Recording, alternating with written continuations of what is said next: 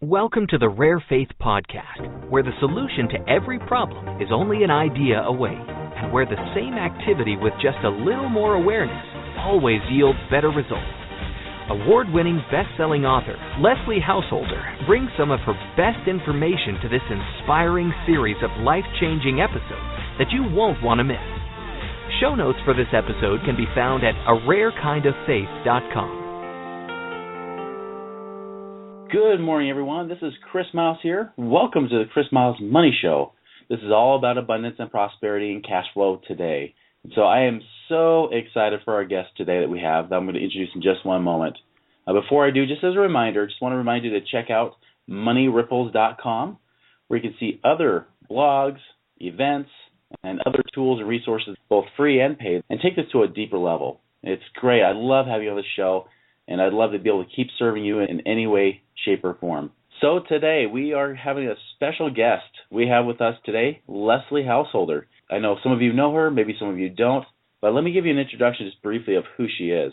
Leslie specifically is someone I met just back in 2008. So I've known her and Trevin, just an amazing, genuine couple. Now, obviously, something you may know about her is the best-selling author of The Jackrabbit Factor, also author of Hidden Treasures. Has made great material with the study courses and things like that she's created as well. And also, too, she's been mentored and coached by people like Bob Proctor, who many of you might have seen from The Secret. But I'll tell you, from a personal standpoint, I mean, as great as she is and as amazing as a person as she is, I'll tell you from a personal standpoint that she does not disappoint. Like I tell people each and every week, when I have guests on here, I don't like posers. I don't like people that talk the talk but they can't walk the walk. Leslie is someone who's a true person that lives these principles we're talking about today. She's someone who really lives those laws of abundance, someone who's really out there to make a difference and to bless people's lives. And I'm so honored that she would take the time to be able to be on our show today. So, Leslie, how are you doing? Hey, Chris, thanks so much for having me. It's an honor. Oh, absolutely. So, Leslie, I know the big topic of today is we're talking about these hidden treasures because there's definitely these laws of prosperity that are out there. And one thing I love on this show is that we talk about principles and then we talk about practical application. It's always the 1-2 punch, right? You got to have both. And it's not just a either-or scenario. But I really want to focus on these principles to where they become something that's real and practical, because one thing that drives me nuts is when people will just come out and say, like, hey, I'm going to manifest $1 million. I'm going to manifest money into my life, and then they manifest being broke. They're always talking about manifesting, but they never truly manifest. That's one thing you bring to the table. It's so great. You teach people how to be creators, especially. And so, tell me more about that. What are your thoughts on that? Well, a couple things. For one thing, I like to call it co-creation. I know there's kind of two different camps emerging in this world of the laws of abundance and this kind of thing. And I can speak from both sides because as I was learning the principles, I had to sift through and kind of interpret what I was hearing into a context that I understood from my upbringing. And it seems like the two camps of thought are that you can create anything, you can do anything, and I believe that is true. And I've seen those principles work. And then on the other side of that, I've also learned that there are appropriate times and places to use the principles and not so appropriate times to use the principles. As we are able to use them anytime, we can avoid some pain and heartache by being careful how and when we use them. And this may be too soon to jump into something so deep, but it's a new thought that I've had recently, and I thought I'd just share it here. The principles of procreation, how children come to the world. There's appropriate times and places to use that power and other times and places where it creates a lot of pain and heartache. And so co-creation is the same way. And so I just want to put that right out there in front, that you're not going to hear a lot of people talking about when and how to use the principles, but that has become my new theme because I have experienced both sides. I've seen and felt the pain of using it at times where maybe what I asked for wasn't necessarily the best thing for me. And so, man, actually I'm surprising myself that I'm coming out with this so soon in the call, but there you have it, Chris. It's all perfect. I think that's true because, there's laws and there's principles with everything, and I definitely believe that any principle or law, it can be either productively or it can be used in a way that's very destructive too, right? Yeah, definitely. And, I think it begins with first discovering and realizing, oh, my goodness, there is something real to these principles. They really do work. They are true. I look over my life and the times where I've really tried to intentionally change the direction my life was going. And there is a lot of energy that goes into keeping your thoughts in the right place so that you can receive everything that is available to you. Because we are meant to live abundantly. All around us, nature is showing us that truth is abundance. Abundance is truth. Each seed that comes from an apple has the potential to produce many, many more apples in the future. Growth, abundance, that is nature's way. But there's also this other force of entropy where things fall into chaos, and without intention, without energy put in, that abundance is not going to be realized. Instead, our life falls into disarray. Our life falls into chaos. Our life falls into pain. And while struggle is going to always be a part of our life, I never promise anyone that if you just live these principles correctly, you will never have pain or struggle. That's the law of polarity in play. That's one of the 7 laws that we talk about in the book, Hidden Treasures, is that there is opposition in all things, and it's just as it should be. That's necessary.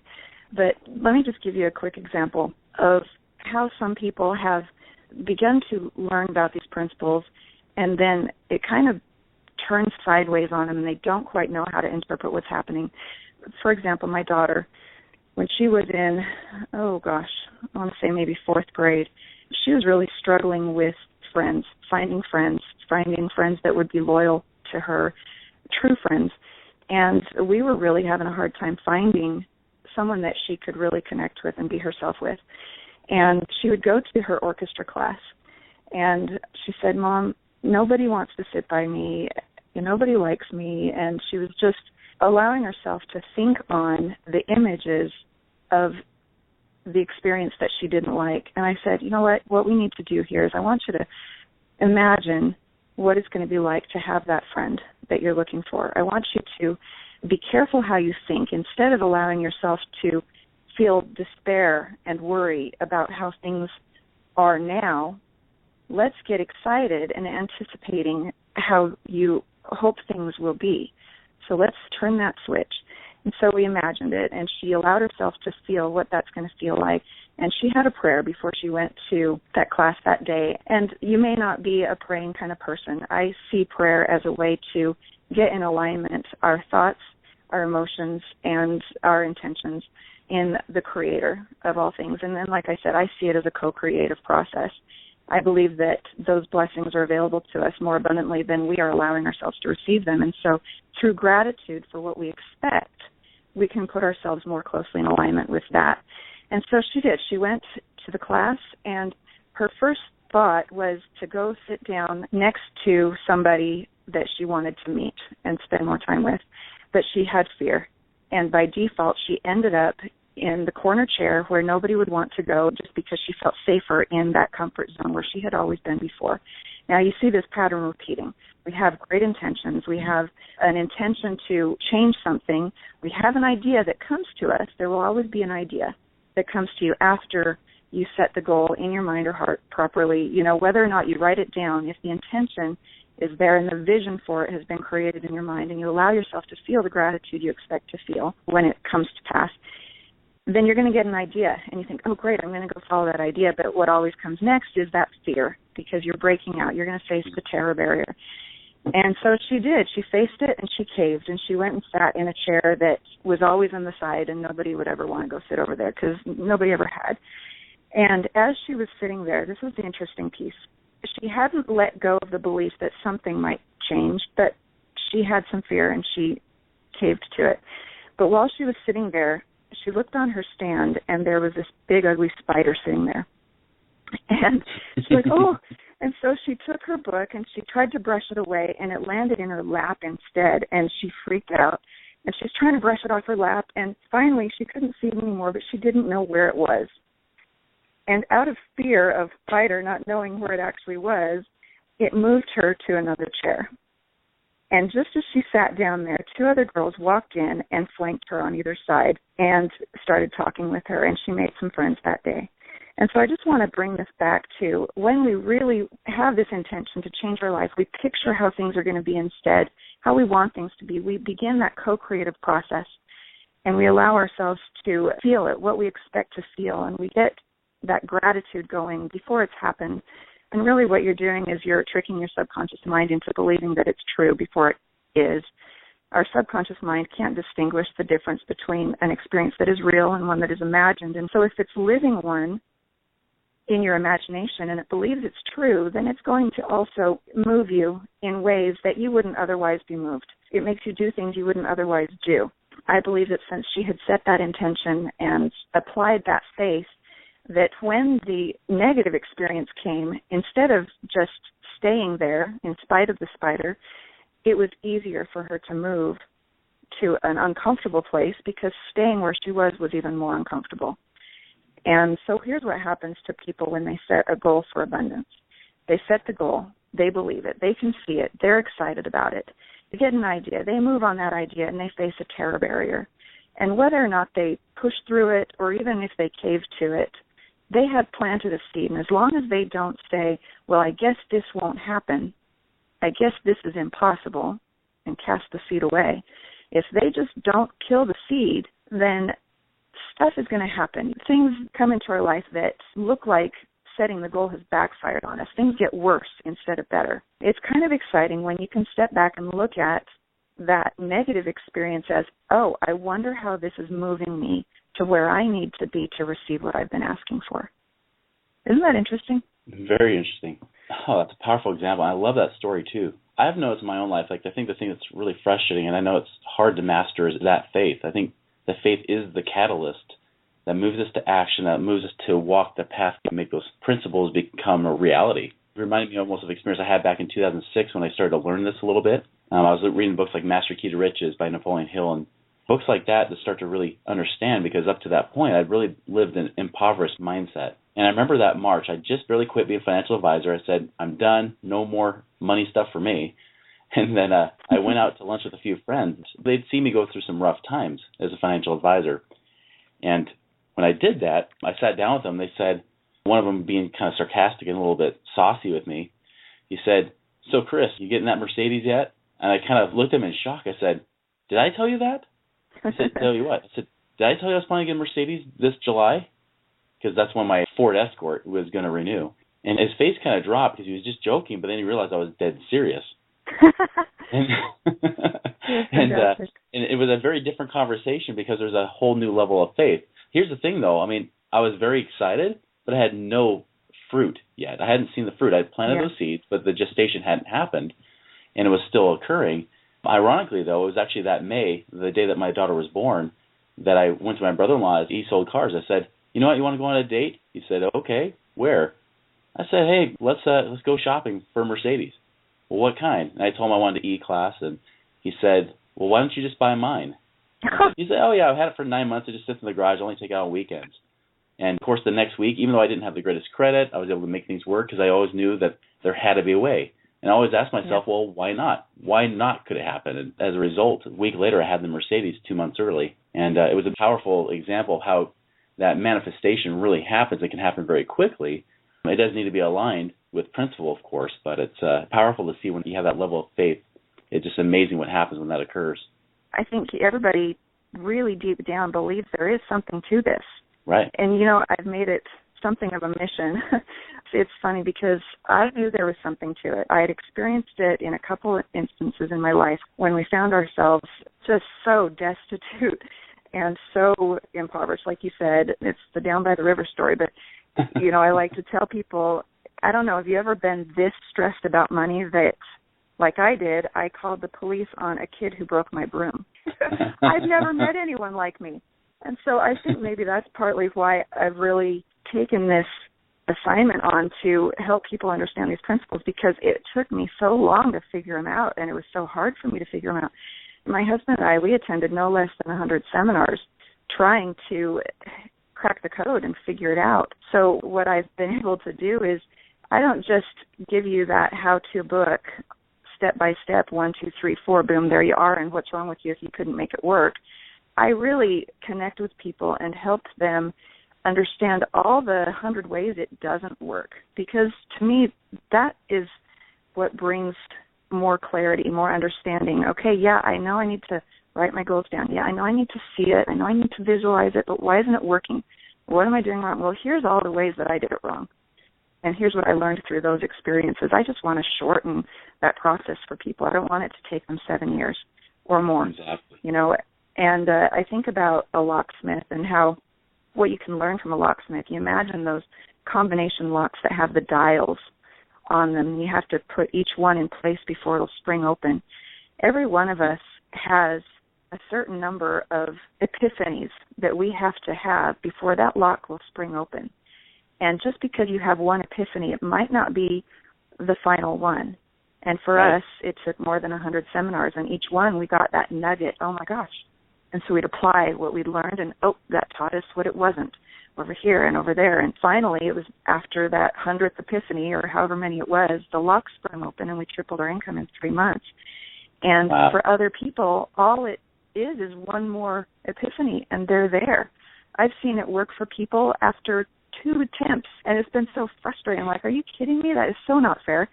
But I think maybe that's why we do what we do, because it took us so long, and maybe there's just, say, 500 epiphanies that everybody has to have, and some of them were born with 30 of them or 200 of them, or the way they were raised, they have 500 minus 2, and they only need 2 more. It's a path that we can all get on, and all can have that final, oh my gosh, it really works. And now I know how to steer my life to where I really want it to go. It just takes each one of us a different amount of time and a different number of epiphanies. And so if this call doesn't do it for you, stay on the path. It will eventually spring open for you. I have no doubts about that. Yeah, I definitely second that as well. It doesn't always happen the time that you want, but it's always the perfect timing, isn't it? Exactly. And I think if I had had it spring open too soon for me, I would have had no motivation to put together free books and classes and things. I tell you, if I hadn't gone through the pain I went through, that when the lights finally turned on, I mean, I was never looking for a career. I didn't want a career. I just wanted to be mom. And I still am just mom, that's how I see myself. But when the lights finally went on and we broke out of that bondage, it was such an emotional experience for me. I thought, I can't not share this. I can relate to people who are struggling and who are frustrated and who want to just give up again and again and again, and just don't give up. Just take one more step.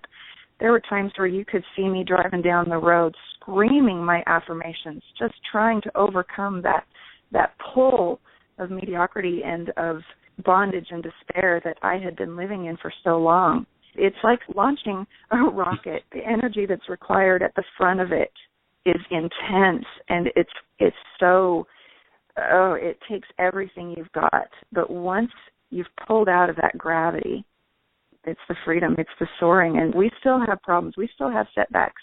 I had some big setbacks about 3 years ago that really landed me flat, and we had to put some pieces back together, and we wondered, okay, well, is everything we've been teaching wrong? No, it's not wrong. We just got to learn some more lessons, and you guys get to learn from those lessons so that maybe you don't have to experience them for yourself. And that's coming back to what we started with. There can be some heartache by applying them to things that are not for your highest good. And so I hope you connect with me and read the things that I've written so that you can do it right the first time. If you can stand on the shoulders of those who have gone before, you can go farther and faster and with less heartache. And that's my intention. That's what I hope for each of you who are listening.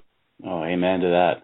So, Leslie, I'm going to ask you, what's one thing that you feel somebody could do, the people listening to this right now that are listening to our show, what's maybe one thing that you feel prompted to tell everybody that they should go and do right now? At the risk of sounding self-promoting, if you haven't read it yet, go download the free book, no cost, The Hidden Treasures, Heaven's Astonishing Help with Your Money Matters ebook. It's at hiddentreasuresbook.com.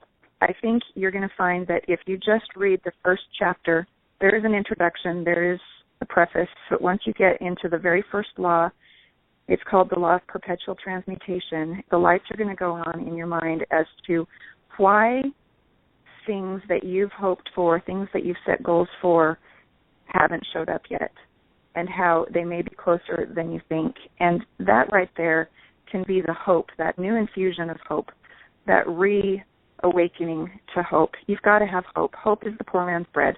You got to stay on hope. And I found that when I didn't believe in myself, I could believe in the laws, because laws are constant. Laws are dependable. Laws are in effect whether or not we believe in them, whether or not we like them. We don't have to understand them, but they're always in effect, like gravity. But the more we understand about them, the more we can see them in our mind's eye affecting us, the more we can work with them. We can work with gravity to avoid pain. Okay, I know that it would not be wise to do this or that because of gravity. Oh, it's a good thing we know gravity exists. Well, there are also the law of aerodynamics, that working in concert with gravity can help us stay right where we want to be. It's just so cool. It's a fun conversation. And so that would be my strongest recommendation, is to go read Chapter 1 of Hidden Treasures. And if you've already read it, read it again. That's what I would have to say. Yeah, you've made some changes in it recently, right? Yeah, a few things.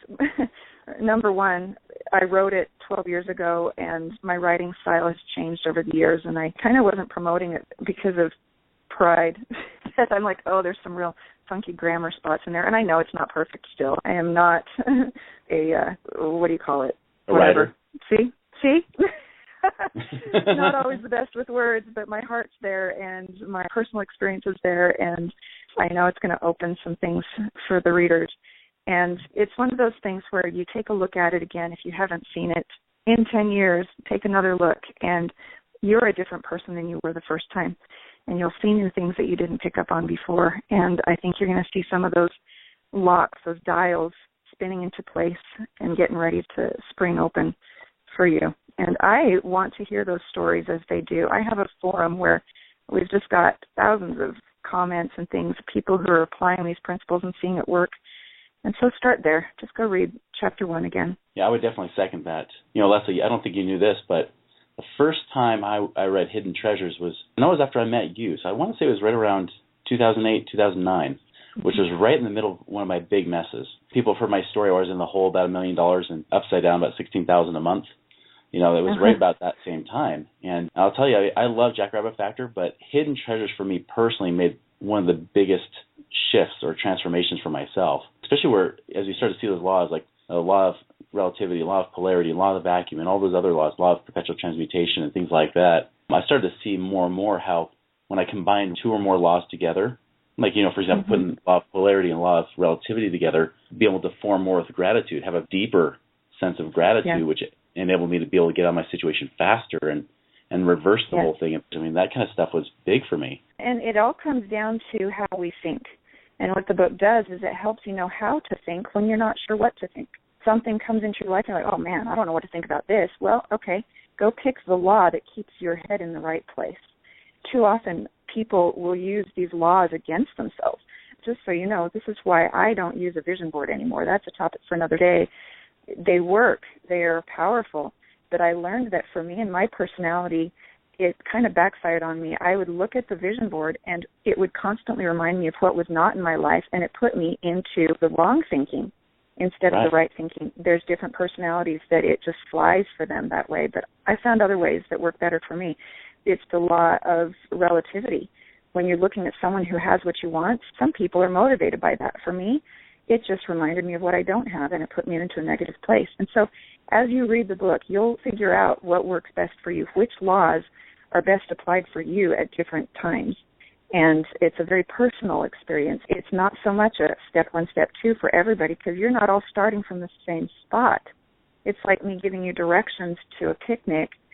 Go left, go right, walk 10 paces. Well, that works if you're starting in the same location, but it doesn't work if you're in a different location. And so what my books are intended to do is to help you really tap into that instinct, that inner voice, that inspiration, that genius that takes you from where you are to where you want to be for who you are and where you are, no matter where you are.